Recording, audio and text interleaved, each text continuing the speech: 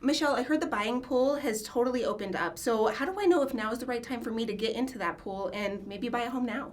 That's true. It's such a great time for buyers as opposed to like last year where it was insane. Way too many buyers. People were over bidding on homes. And for a first-time buyer, that was really tough. So it is a great time, but is it a great time for you? And that's the most important thing. So what we look at is we'd want to take your income and how much do you make on a monthly basis and look at all of what your budget is currently. So what type of debts do you have? Do you have a car payment? Do you have credit card payments? And obviously you're going to need money to live on and for utilities. So to build out a budget and figure out how much money you'll have left over at the end of the month, and does that feel doable? Obviously buying a home is one of the most important things you can do to build wealth, and it's the most, probably the only debt that's considered good debt. So if you do have a bunch of credit card debt or maybe debts that are preventing you from qualifying, it doesn't mean you can never buy a home. It just might mean now is not the right time, and together we'll come up with a path to get you there. I mean, now is such a great time, but it has to be right for you.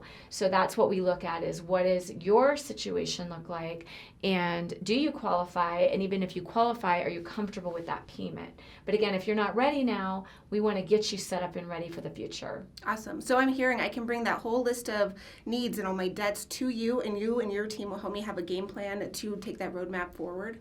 Yeah, that's right. We'll help you put it together, get it on paper, and just bring some clarity to it.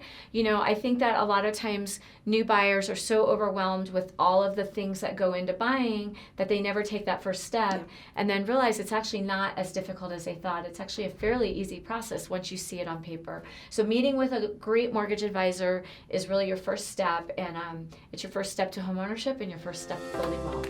I'm excited to take that step with you. Yeah, I'd love to do it. Let's go.